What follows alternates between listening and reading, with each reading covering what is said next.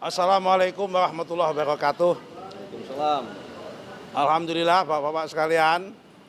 Jadi tadi dari jam 4 sampai buka puasa, Bapak Presiden didampingi oleh Pak Mensesnek, sama Pak Menko Pangan, sama Pak Ketua MPR melakukan diskusi intensif dengan 3 tokoh ulama dan tokoh Islam di Indonesia, yaitu dengan Pak Kiai Haji Miftahul Akhyar selaku Rais Am PBNU, kemudian dengan Profesor Dr.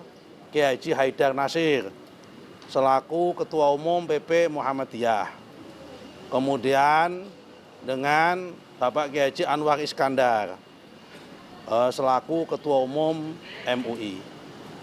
Kemudian dilanjutkan dengan sesi kedua dengan 158 pimpinan ormas Islam. Se-Indonesia ada 86 pimpinan ormas, kemudian ditambah dengan tokoh-tokoh Islam sama tokoh-tokoh pimpinan pondok pesantren, termasuk yang hadir tadi pimpinan pondok pesantren Gontor, Bapak Kiai Haji Hasan Abdullah Sahal. Kemudian pimpinan pondok pesantren Peloso, Bapak Kiai Haji Nurul Huda Jazuli, Bapak pimpinan pondok pesantren Tebu Ireng, Bapak Kiai Haji Abdul Hakim Mahfud, pimpinan pondok pesantren Lirboyo, pimpinan pondok pesantren Darun Najah, pimpinan pondok pesantren Al-Bahjah, dan hampir semua pondok pesantren yang besar di Indonesia.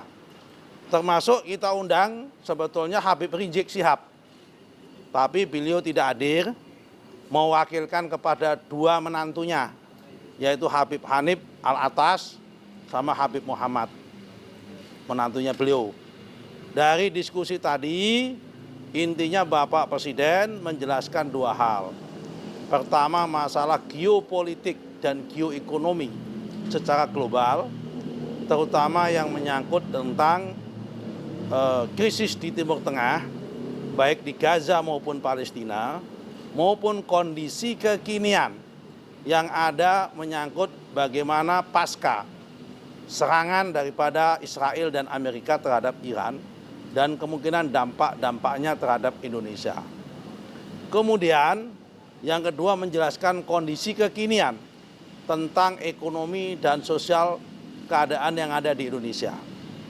Dari pertemuan tadi, para ulama, para pimpinan ormas Islam bersepakat untuk menjalin komunikasi yang intensif serta memahami sikap-sikap yang diambil oleh pemerintah Indonesia, oleh Bapak Presiden, dan kemudian mengambil satu kesimpulan, berharap kepada pimpinan ormas, tokoh-tokoh Islam ini bersama dengan Bapak Presiden dalam satu barisan untuk bersama-sama memperjuangkan perdamaian di Timur Tengah, terutama juga meredakan ketegangan.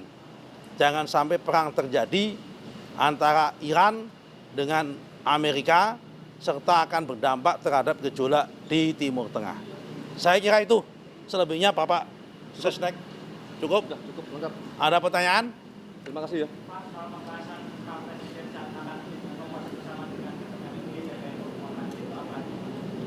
Ya tadi sudah saya sampaikan bagaimana kondisi global, kenapa Indonesia masuk BOP, bagaimana antisipasi dampak terhadap perang Iran.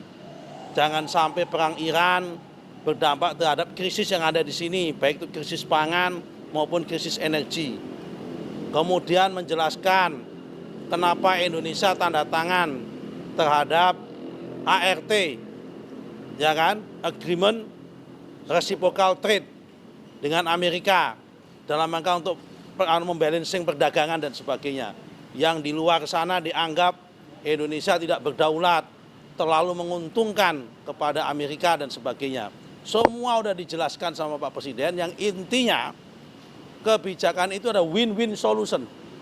Karena Indonesia dianggap surplus 24 miliar US dollar terhadap perdagangan dengan Amerika, daripada kita kena tarif tinggi, Kalau kita kena tarif tinggi 32%, berarti produk-produk Indonesia di Amerika lebih mahal 32%. Karena itu supaya produk-produk Indonesia kompetitif di Amerika, itulah menjadi latar belakang kenapa Indonesia menerima Reciprocal Trade tersebut, Agreement, ART.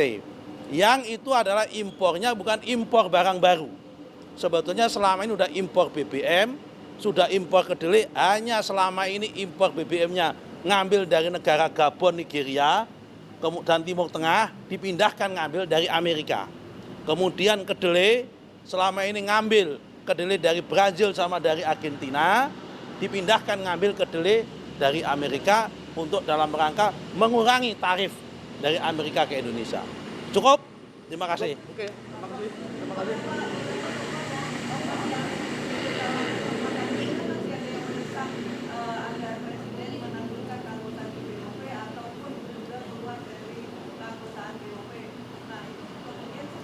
Kalau ada 1-2 yang masih punya pendapat seperti itu, kita hargai.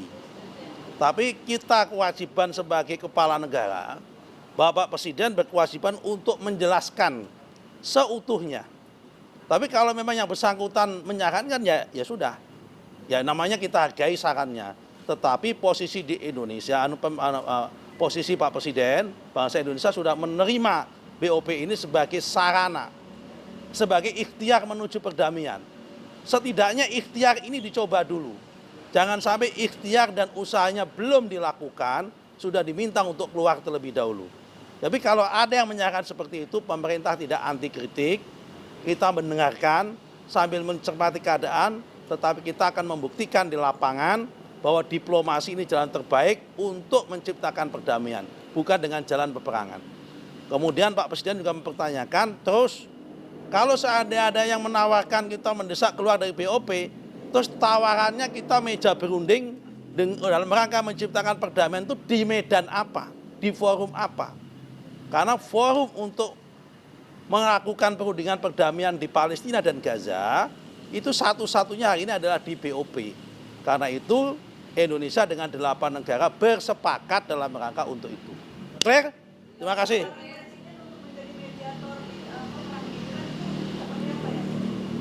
Sambil melihat keadaan tadi disampaikan, prinsipnya Bapak Presiden menginginkan adanya pertemuan dengan Iran untuk menjadi mediasi dan Iran membuka diri, dan kemudian langkah-langkah yang diambil Pak Presiden itu mendapat support dari beberapa negara Timur Tengah dan negara Islam lain, termasuk dari Pakistan, termasuk juga dari UAE, tetapi tentunya ini menjadi wilayahnya Bapak Menteri Luar Negeri yang berhak untuk menjelaskan. Tetapi tadi dijelaskan upaya Bapak Presiden mendapatkan support dari negara-negara, pemimpin-pemimpin negara di Timur Tengah lainnya. Intinya Pak Presiden bersama 7 pemimpin negara yang tergabung dalam kelompok 8 itu menginginkan adanya perdamaian. Jangan sampai perang berlarut-larut terutama di Iran maupun di kawasan Teluk dan sebagainya. Terima kasih.